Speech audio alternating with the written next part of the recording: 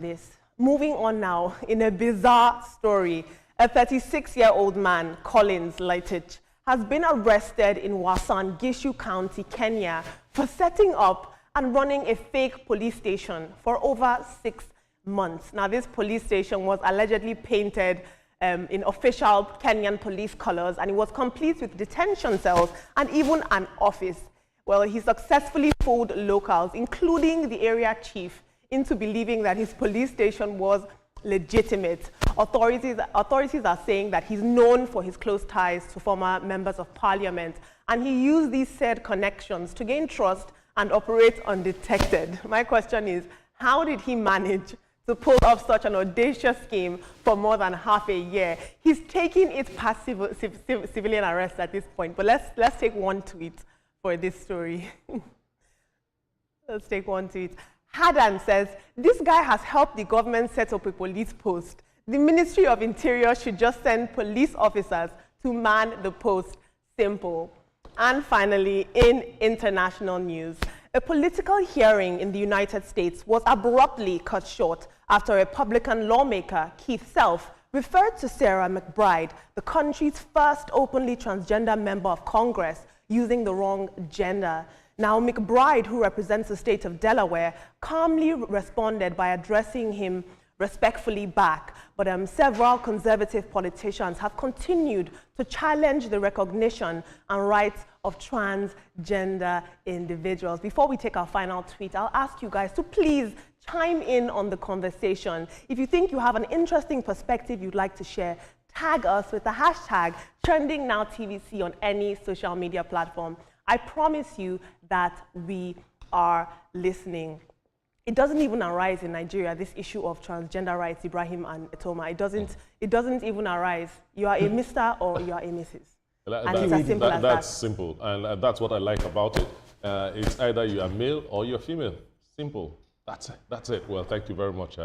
Absolutely. So talking about the land issue, the cattle ranching and all of that, we have examples on the international what's it called, countries to learn from. In Brazil, for instance, one of the largest funders of livestock production, agriculture and all of that, they do that. You find it in the European Union, you find it in the United States, Canada, UK, etc. So we should just be able to, look inward and see what can we do. And the government is saying that we are doing this. There was a committee and there was a recommendation led by former INEC boss, Jega, who made this known. And I think he was just made the chairman of the livestock thingy. So we should just look inward. What can we do to ensure that we boost our own agricultural resource? Yeah, and talking about, let's go to Kenya for a bit. That story is very funny. When you have something like that happening on the African soil, a man single-handedly running a police post, a police station. It to him, you guys. And I also saw another story. I mean, just a comment saying that there was a lawyer that practiced for several years, also winning case against bona fide lawyers. How? Are you serious? So it's quite funny. But then these individuals are recognizing lapses in government, and it's funny, but they're stepping in. If there wasn't a gap to fill, they wouldn't be able to do this. Yes, you might be right when you say if there wasn't a gap to fill. My question is, why a police post? People who want to go into any venture for profit.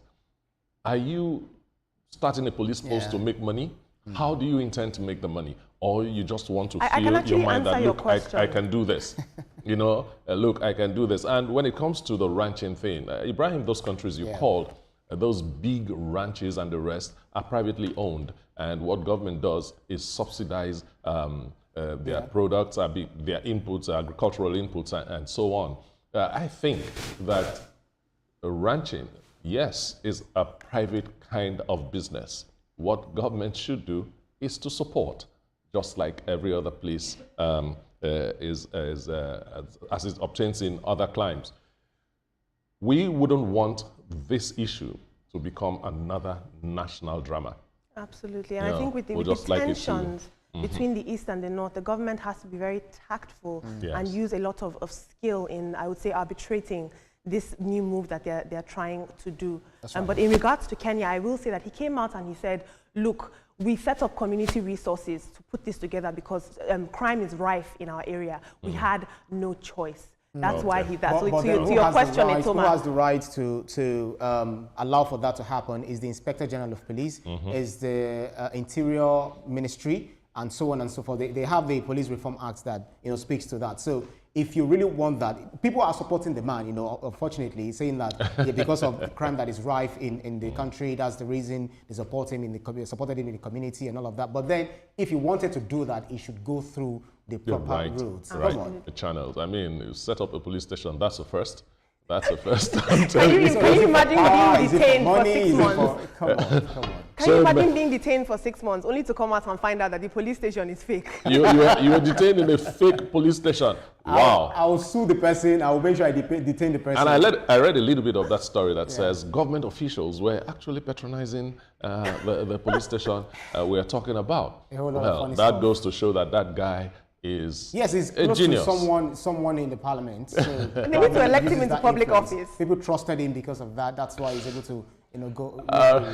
All right, thank you, Olamide. You're welcome. Beautiful stories you had today. You've given us reasons to do a lot of JoJo. Now, let's tell you that the views and reactions of all our resource persons are theirs and have no connection with TVC News. My name is Etomaedu. I want to thank you for being with us from the beginning of the program till now, and I wish you have a beautiful day. Do remember, we have a heat wave warning. Dress light.